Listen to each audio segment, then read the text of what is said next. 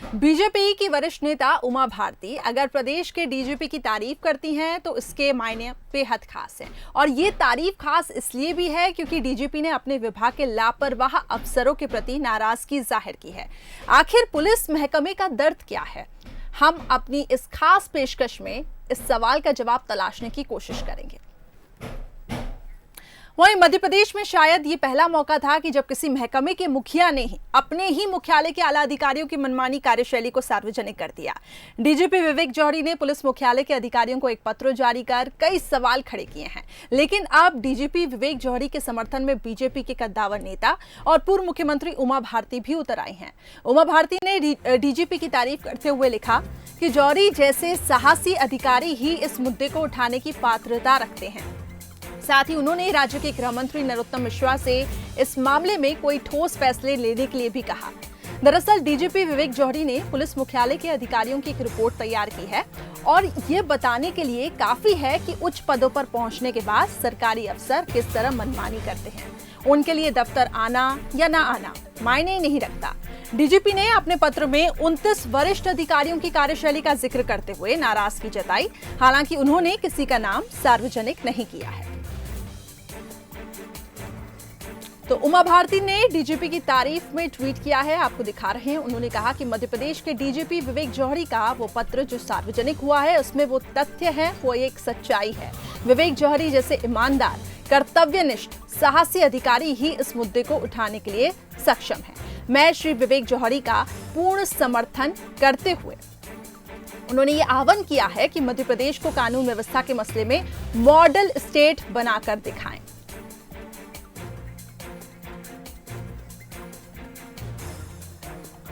चलिए हम ज्यादा चर्चा की ओर रुख करते हैं। इस वक्त हमारे साथ कृष्ण गोपाल पाठक जी जो कि बीजेपी की तरफ से जुड़ चुके हैं, साथ ही हमारे साथ शहरयार खान जी कांग्रेस प्रवक्ता जुड़ चुके हैं।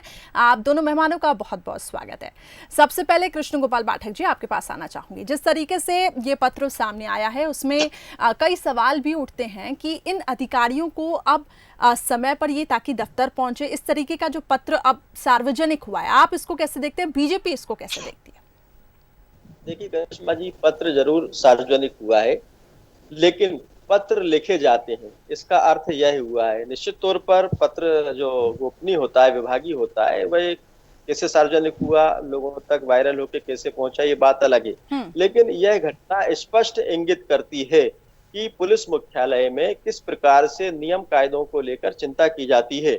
अगर कोई अधिकारी, अगर कोई के आचरण को डीजीपी सोचते हैं कि यह प्रभावित करता है हमारी व्यवस्था को, तो डीजीपी साहब किस तरीके से निष्पक्ष होकर पत्र लिखते हैं। और यह सब भारतीय जनता पार्टी की सरकार, मुखिया मुख्यमंत्री शिवराज सिंह जी चौहान और गृह मंत्री नरोत्तम मिश्रा जी सब इस बात से सहमत हैं। उन्हीं के द्वारा डीजीपी साहब को यह कहा गया है और कहा जाता है। कहीं भी प्रशासन में अधिकारी बदलते रहते हैं, लेकिन ये स्पष्ट निर्देश रहते हैं कि किसी भी प्रकार से लापरवाही आपके अधीनस्थ लोग ना बरतें। और आज डीजीपी साहब का पत्र वायरल हुआ है तो निश्चित तौर पर यह इस ओर इशारा भी करता है कि किस प्रकार से पुलिस मुख्यालय में अनुशासन को लेकर समझौता नहीं किया जाता है और ना किया जाएगा। यह भारतीय जनता पार्टी की सरकार है, हमारे प्रधानमंत्री नरेंद्र मोदी जी की भारतीय जनता पार्टी है और शिवराज सिंह जी चौहान की सरकार है, गृह मंत्री नरोत्तम मिश्रा जी की सरकार है। और डीजीपी साहब निश्चित तौर पर इस पत्र के माध्यम से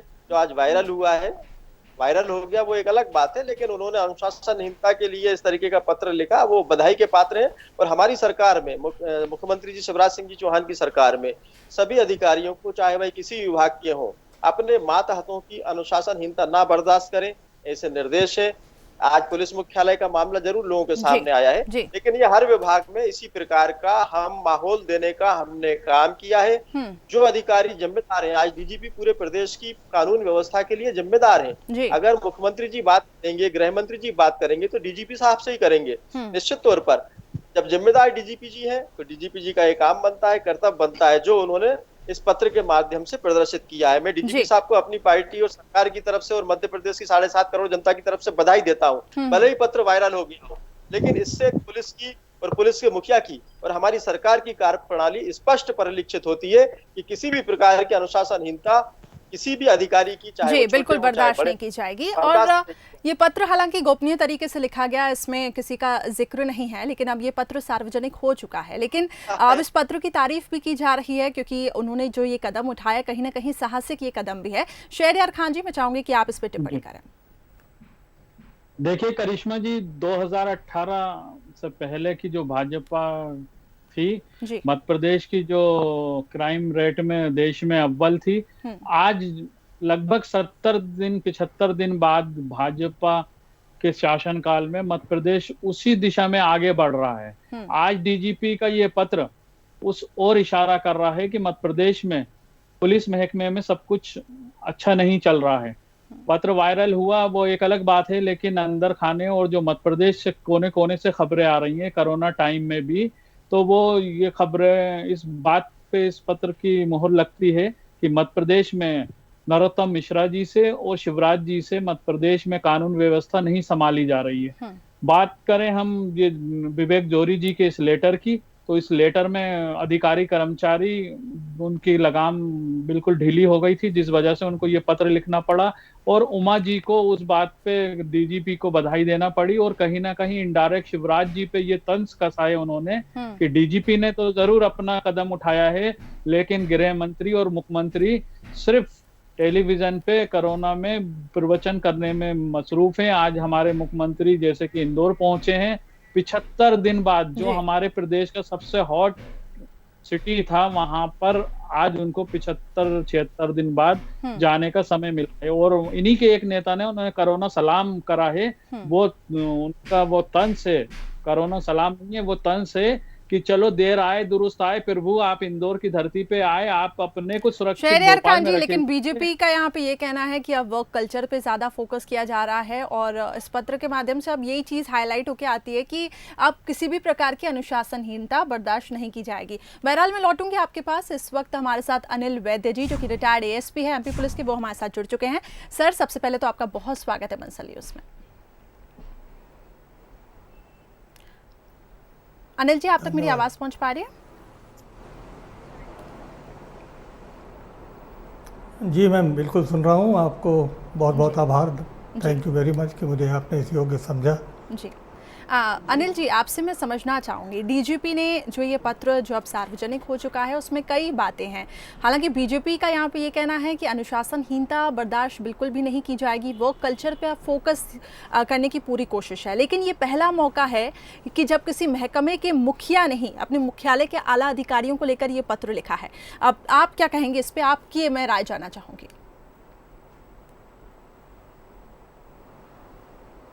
देखिए, मैं दो बातें कहना चाहूँगा, उसके उपरांत कुछ पृष्ठभूमि आपको बताऊँगा। बिल्कुल। जो डीजीपी महोदय ने अभी आदेश जारी किया है, ये कई दशकों से अपेक्षित था और जो वर्तमान में डीजीपी साहब हैं उनके साथ कुछ दिनों मुझे काम करने का मौका भी मिला जी।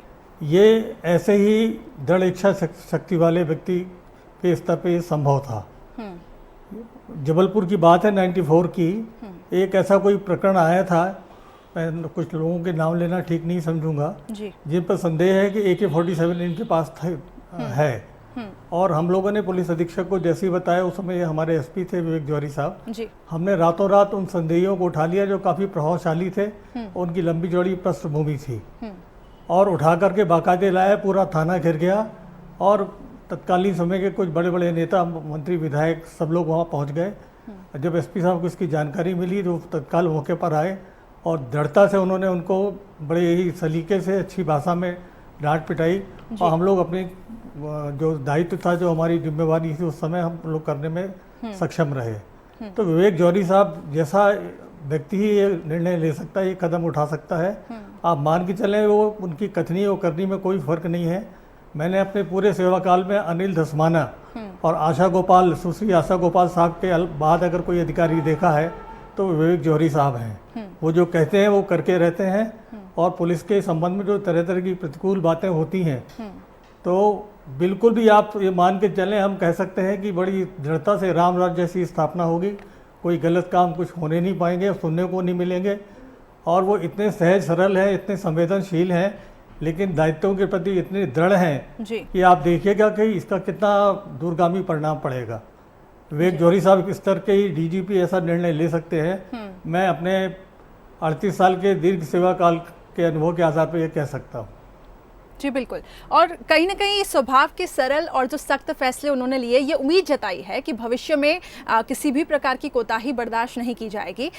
लेकिन ऐसा आखिर क्यों उठाना पड़ा कदम, इसके पीछे की भी पृष्ठभूमि मैं आपसे समझना चाहूँगी कि जो आला अधिकारी हैं, एक तो कोरोना काल का समय चल रहा है, कांग्रेस का लगातार ये कहना है कि ये भी हो सकता है कि यहाँ पे जो कानूनी व्यवस्था है उस पर भी कांग्रेस अब सवाल खड़े कर रही है, लेकिन आखिर ये कदम उठाने की ज़रूरत क्यों पड़ी, आपसे मैं ये समझना चाहूँगी।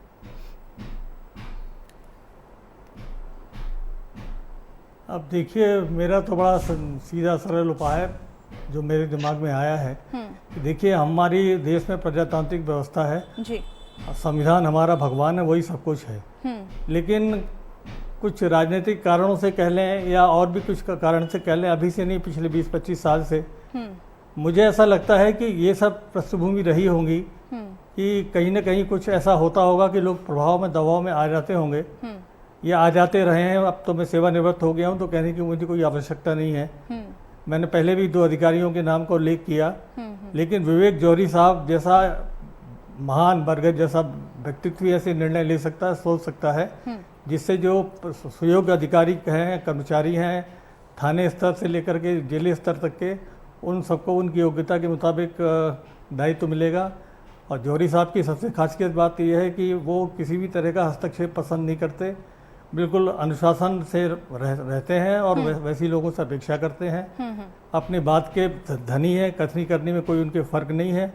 उनके जैसा निष्ठावान, कर्तव्यपरायण और परिश्रमी अधिकारी शायद ही कहीं, अब तक मुझे सेवा काल में बहुत कमी मिले हैं। जो मिले मैंने उनके नाम भी बताए हैं। मैंने अनिल धस्माना साहब जो राह के चीफ थे उनका उल्लेख किया, श्री सियासा गोपाल का उल्लेख किया, और विवेक जौहरी साहब इन सबसे कहीं कम नहीं है। वो जो कहते हैं वो करते हैं और उन्हें किसी फालतू काम से मतलब नहीं है। उनको तो समय के वो बड़े दृढ़ हैं, जो सोचते हैं वो करते हैं और करके रहते हैं। जी बिल्कुल, और इतना उन्होंने ये डिसीजन उठाया है। जी बिल्कुल, है पूरे देश में, उसके बावजूद भी जी बिल्कुल, ये जो उन्होंने स्ट्रिक्ट डिसीजन लिया है, उम्मीद करते हैं कि आगे ऐसी परेशानियां ना हो।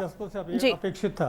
जी, शहरयार खान जी, आप अब मैं आपके पास आना चाहूंगी कि पूरा विश्वास करें। जी,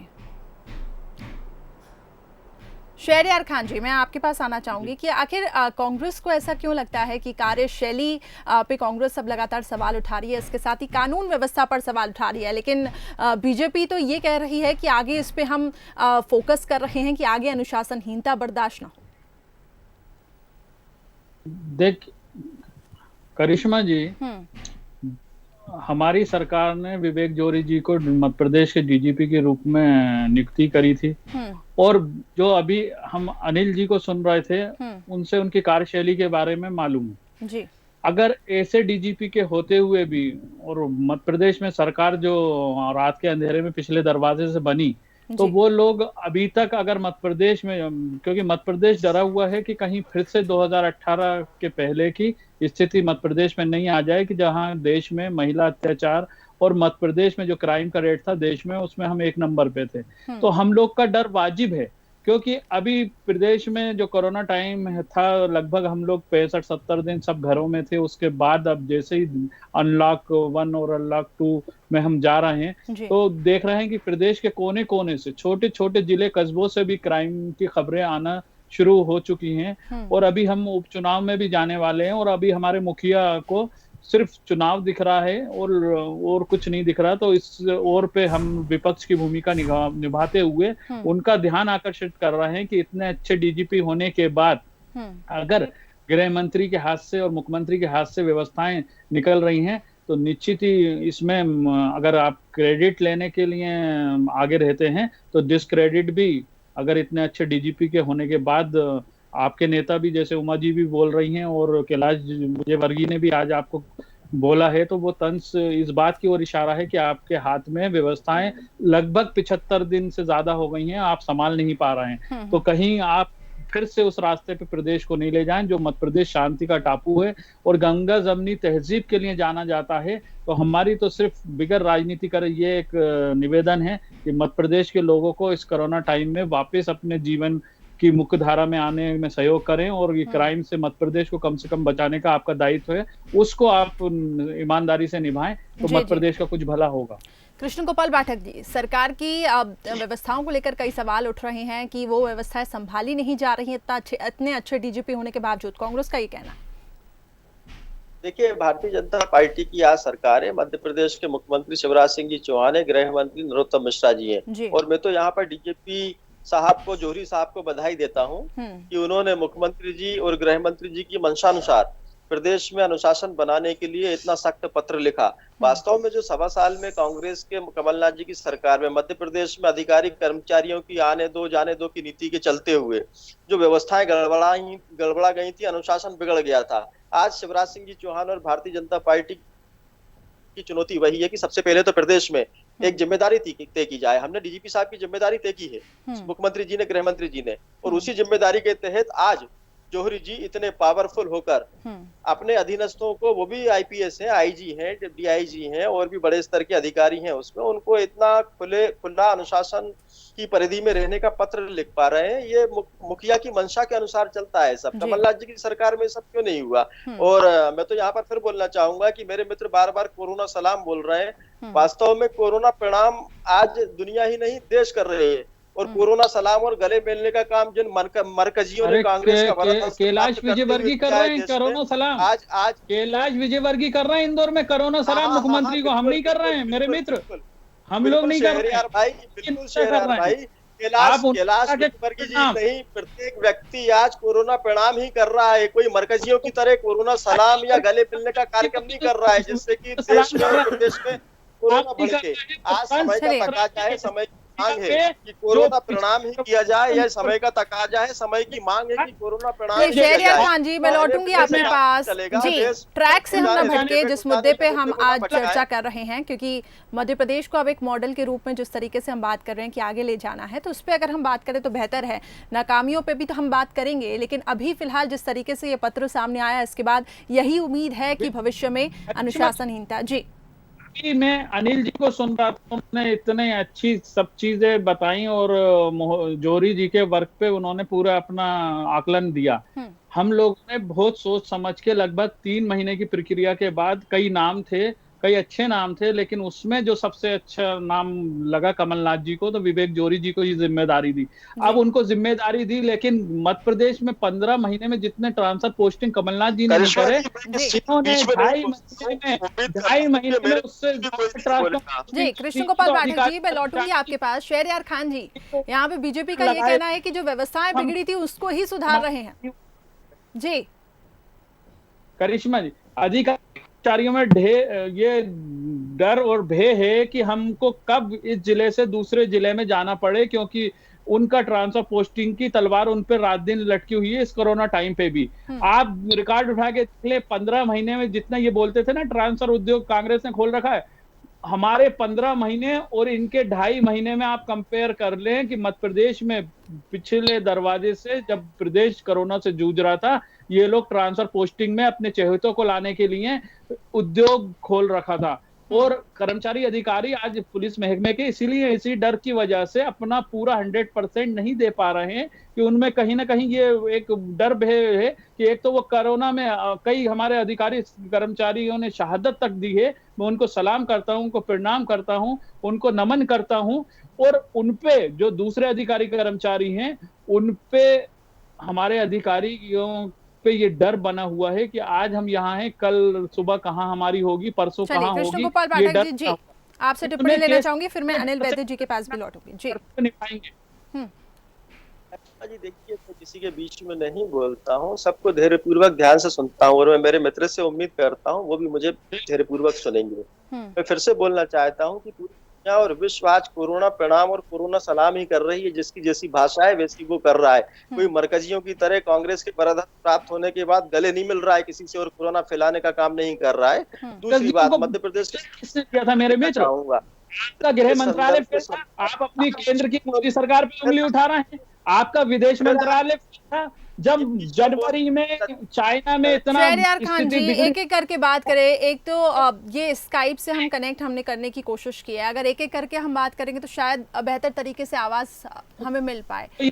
तो उठा के गलत जगह पे ले जाता है, जो आपका आज का विषय है उससे हटता है, तो मेरे को इनको वो भी याद दिलाना पड़ेगा कि कृष्ण गोपाल पाठक जी आप अपनी बात रख सकते हैं। करिश्मा जी, आप इनको समझाइए कि अनुशासन क्या होता है, डिबेट का अनुशासन क्या होता है। मैं उसका पालन करता हूँ और सबसे उम्मीद करता हूँ। समझाइए अनुशासन क्या होता है। चलिए मैं दोनों को मौका दूंगी, एक एक करके अपनी बात रखें, क्योंकि अगर हम बात करते हैं मध्य प्रदेश की तो पक्ष और विपक्ष अगर मिलकर इस पे आगे काम करे तो बेहतर होगा, क्योंकि हमें एक बेहतर मध्य प्रदेश, एक उज्जवल मध्य प्रदेश की हम यहाँ पे कल्पना कर रहे हैं, जहाँ पे क्राइम का रेट भी घटे। और जिस तरीके से अब डीजीपी ने जो एक साहसिक कदम उठाया है, हम उम्मीद करते हैं कि आगे चले जाएंगे। जी करिश्मा जी, अपने झूठ बोलने, मेरे समय पे मुझे सच बोल लेने दे। ट्रांसफर उद्योग कमलनाथ जी की सरकार में किस प्रकार से होता था? वल्लभ भवन के 5वें माले पर बैठकर कमलनाथ जी नोट आपके हाथ में, आप लिस्ट उठा के देख लें उस टाइम में कितने हुए, तो आज कितने होगा 2.5 महीने में। शहरयार खान जी, मैं रिक्वेस्ट करती हूँ आपसे एक एक करके यहाँ पे बात करें और अपनी बात रखें।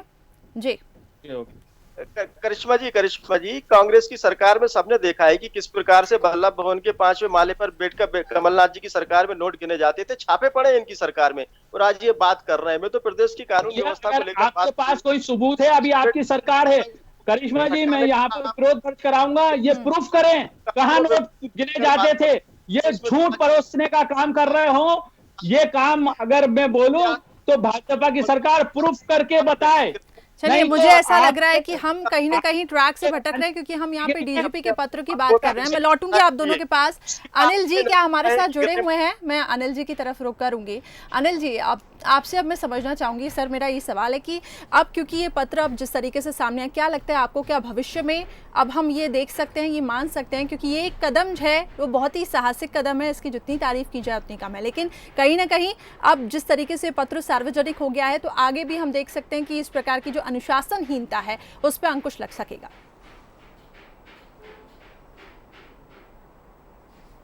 100% अंकुश लगेगा। बल्कि इसी संदर्भ में एक बात आपके संज्ञान में लाना चाहूँगा।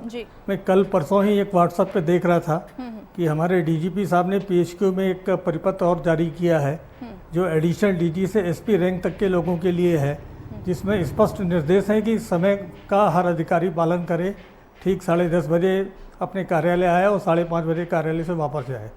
ये भी एक शासक कामों की एक बहुत ज़बरदस्त उदाहरण हो सकता है। मैंने हिंदुस्तान में कभी नहीं देखा कि डीजी, एडिशनल डीजी स्तर से लेकर एसपी तक को ये आदेश करे कि आपको हर हालत में 10:30 बजे आना है और 5:30 बजे जाना है। ये विवेक जौहरी जैसा व्यक्तित्व ही ऐसा कर सकता है। मैंने आपको पहले भी निवेदन किया था कि मैं अपना सौभाग्य मानता हूँ कि उनके साथ कुछ समय काम करने का हम लोगों ने, मुझे व्यक्तिगत रूप से मौका मिला। वो इतने संवेदनशील अधिकारी हैं, लेकिन इतने आत्मविश्वास से परिपूर्ण हैं कि किसी भी हालत में अनुशासनहीनता और किसी भी प्रकार की दखलंदाजी बर्दाश्त ही नहीं कर सकते। जी चलिए, तो हम यही आपने जो कहा है कि आपको आशा है, मैं आपको विश्वास दिलाता हूँ, ये 100%। जी करिश्मा जी, मैं एक बात और कहना चाहूँगा। हाँ, मेरी आवाज़ आ रही है? जी जी अनिल जी, आप अपनी बात रखें। मैं आपको ये विश्वास दिला रहा हूँ कि मैं अपने पूरे सेवा काल में इतना शानदार इंसान, इतना बढ़िया पुलिस अधिकारी, इतना अनुशासनबद्ध, इतना कर्तव्यनिष्ठ, आप देखिए उस जमाने में यहाँ पे बड़ा भारी इनकाउंटर हुआ था। उनकी महानता देखिए कि इन्होंने खुद पूरी पहाड़ी में इनके घुटने छिल गए थे, वर्दी छिल गए थे। उस समय माधवराव सिंधिया जी, अर्जुन सिंह जी, दिग्विजय सिंह जी और बड़े बड़े नेता जबलपुर शहर में आए हुए थे। ये सबको छोड़ करके उस काम में लगे और अपने अधीनस्थ लोगों को उन्होंने बड़े बड़े मेडल दिलवाए और खुद कुछ भी लेने से इनकार कर दिया। वो बहुत अच्छे चित्रकार हैं, बड़े अच्छे संवेदनशील व्यक्ति हैं और इतनी सकारात्मक उनकी सोच है, लेकिन अपनी इच्छा शक्ति उनकी इतनी दृढ़ है कि मान के चलिए कि मध्य प्रदेश के बहुत ही सौभाग्य को उनके जैसा व्यक्तित्व यहाँ मिला है। चलिए, उम्मीद करते हैं अनिल जी कि आगे कहीं ना कहीं इसका प्रभाव पड़ेगा और ये उदाहरण बन के क्रियाकलापों के संबंध में कहीं किसी प्रकार का संदेह न रखें। जी जी बिल्कुल। चलिए अनिल जी, समय की कमी है। कृष्ण गोपाल पाठक जी और शहरयार खान जी, एक छोटा सा रिएक्शन सर आपके पास आपसे लेना चाहूंगी, क्योंकि समय की कमी है। संक्षिप्त में अपनी बात रखिए। करिश्मा जी, मैं ये बोलना चाह रहा था कि जौहरी जी के कार्यकलापों के बारे में तो डिटेल से हमें अनिल जी ने बता दिया है, लेकिन मैं साथ में ये भी चीज जोड़ना चाहूंगा कि जौहरी जी को बिगर राजनीतिक हस्तक्षेप के काम करने दिया जाए। क्योंकि होता क्या है कि अगर एक मुखिया अपने टीम को साधने के लिए कोई आदेशित करता है तो नीचे से राजनीतिक प्रभाव के राजनेता जो शासन के और प्रशासन में भाजपा से जुड़े हैं वो जाके थानों में, हमने पिछली बार की सरकारों में भी देखा कि भाजपा के नेता कैसे छुट्टे सांडों की तरह थानों में जाके टीआईओ की पिटाई करने से भी नहीं चूकते थे।